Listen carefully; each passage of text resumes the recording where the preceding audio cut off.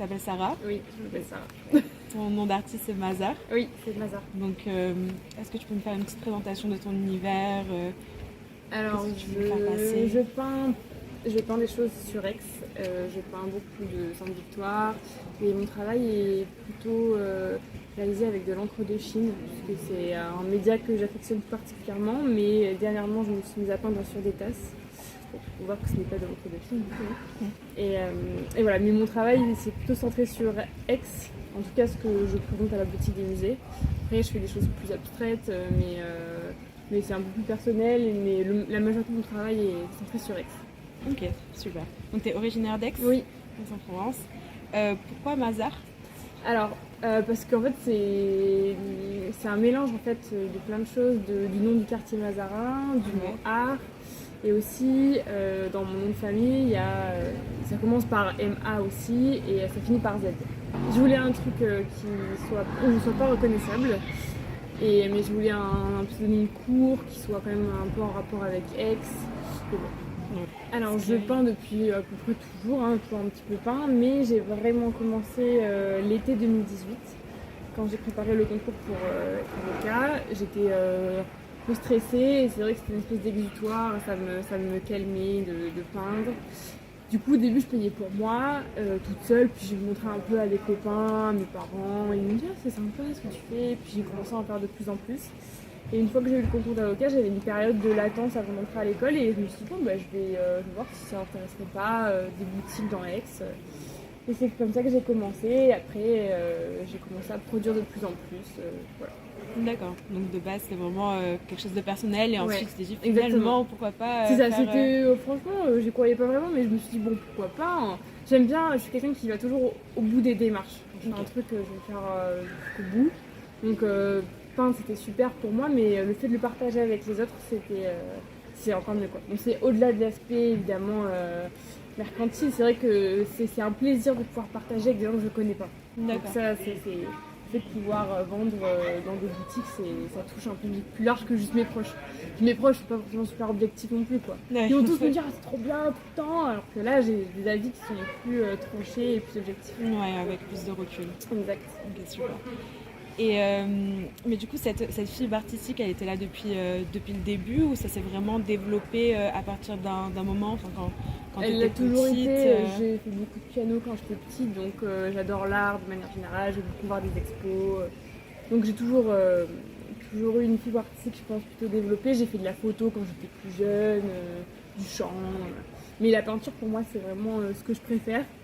Et ça s'est vraiment, on va dire, accentué quand j'ai passé le concours, parce que comme j'étais stressée, c'était vraiment un moyen un thérapeutique, on va dire. Ouais, d'évacuer le stress, exactement. Tout ça. Okay. Donc, mais ça s'est développé vraiment beaucoup à ce moment-là. Parce qu'avant ça, je m'étais jamais posé la question de faire de l'art et d'en vendre. Quoi. Ouais, ok. C'est vrai que ça se démarque pas mal du métier d'avocat de base, ouais, c'est la vie d'artiste et la vie d'avocat. C'est plus bohème, on sait pas trop ce qui va se passer. C'est ça, ouais. C'est ça. Envie de... Mais c'est ça aussi que j'aime, c'est de pouvoir avoir cette double casquette. À la fois, j'ai un métier qui est super carré, très structuré, je sais où je vais, pas du tout d'imprévu. Et à côté, cette passion qui me permet d'explorer des facettes de ma personnalité, de faire des choses que je pourrais pas faire si j'étais juste avocat, donc c'est trop bien. Ouais, c'est vrai, ça permet de jouer sur les deux tableaux sans jeu de mots. Oui, c'est ça. Exactement. Et mais pourquoi la Sainte-Victoire? Parce qu'on a vu sur tes tasses, sur tes tableaux, elle revient souvent. À toutes les sauces, hein. Parce que j'adore, je suis très très attachée à Aix.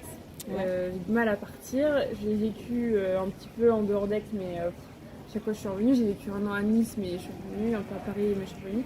Et quand je vivais à Nice et que je rentrais à Aix le week-end chez mes parents, quand je rentrais, après Saint-Maximin, où voilà, Sainte-Victoire qui se détache dans le ciel, et je me disais, bon ça y est, je suis à la maison.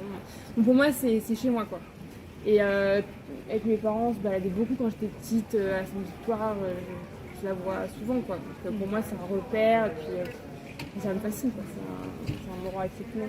Donc c'est vrai que pour moi c'est chez moi, c'est mon repère et je sais que beaucoup de gens sont attachés à cette montagne et du coup en la peignant, je lui rends un peu hommage. Et en plus j'ai toujours voulu quand je partais d'Aix avoir un truc qui me rappelle chez moi et pas un truc trop kitsch, pas une photo, pas un truc un peu Et du coup, je trouvais pas dans Aix des trucs un peu sympas, un peu épurés.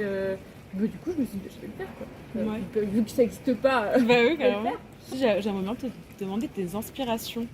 Ce qui est inspiration, dire qu'est-ce qui t'a donné la motivation de te lancer. Ça peut être un artiste, ça peut être une personnalité, ça peut être un membre de ta famille. Alors, déjà, j'ai appris à peindre plus ou moins à dire avec mes grands-parents, parce que mon grand-père peignait beaucoup. C'était un peintre amateur. Donc, quand j'étais chez eux, chez mes grands-parents, je le voyais peindre, donc ça me donnait envie. Mais après, pour les artistes plus connus, j'adore Cézanne. Je suis une grande fan. J'ai fait des reproductions d'œuvres de Cézanne qui sont chez moi et que je vends pas parce que c'est des tableaux que je refais, donc c'est pas de la production c'est pas moi qui les crée quoi. Mais pour les avoir chez moi, je les refais. J'adore, mais c'est très très exigeant. Enfin, tu peins la peinture à l'huile, ça met 6 mois à sécher. J'adore Cézanne. Je fais des aquarelles magnifiques, donc les aquarelles de Cézanne vraiment c'est. Après, pour l'encre, j'ai pas trop d'inspiration parce que vraiment c'était un truc qui me plaisait moi. Après, j'ai découvert une artiste française qui s'appelle Fabienne Verdier. Il y a une expo à Granée à Aix l'année dernière sur elle. C'est une peintre française qui a vécu en Chine. Et en fait, elle a appris à peindre avec des maîtres calligraphes chinois. Okay. Donc elle a fait des traits pendant des années jusqu'à maîtriser son trait. Et maintenant, elle peint avec des énormes pinceaux qu'elle crée. Et en fait, elle les balade comme ça et ils sont pleins d'encre de Chine. Elle fait des énormes. Et elle a fait une expo à Aix l'année dernière où elle a peint une Sainte Victoire comme ça qui est énorme et c'est magnifique. Donc elle, j'adore ce qu'elle fait. Mais après, inspiration, tout m'inspire parce qu'en fait, comme je suis abonnée à des revues d'art, donc on voit plein de trucs passer. Donc je dirais, mais Cézanne, c'est vraiment ce que je préfère. Ok, c'est le top one. Voilà, c'est number one. J'ai une question un peu technique. Oui. Je l'ai écrite et je me suis dit, bon, peut-être réfléchir un peu longtemps parce qu'elle n'est pas très claire.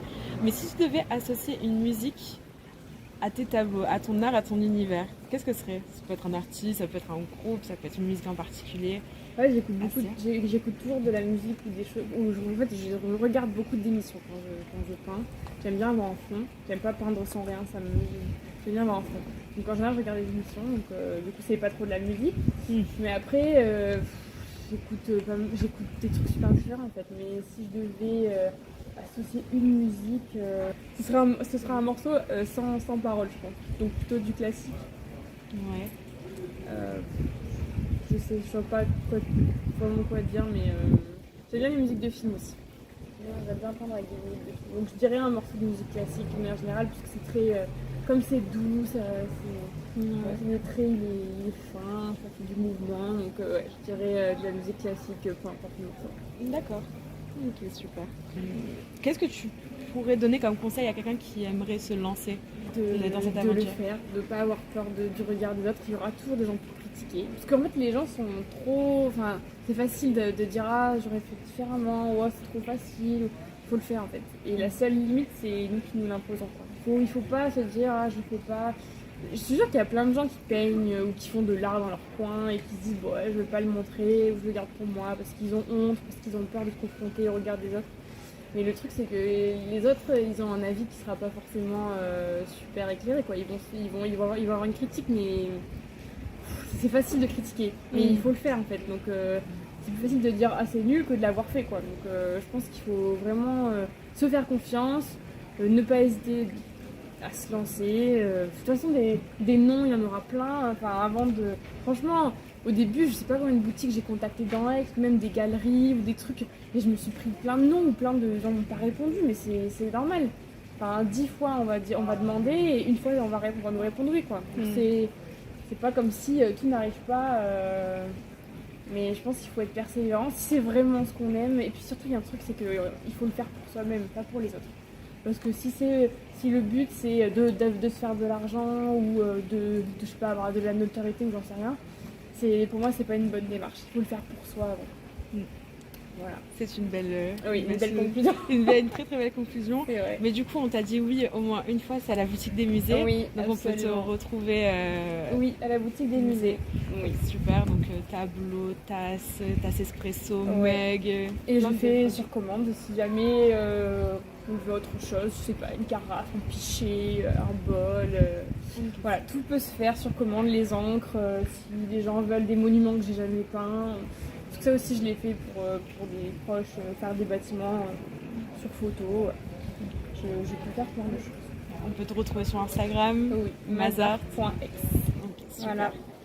Ouais, merci beaucoup en tout cas. Merci à toi.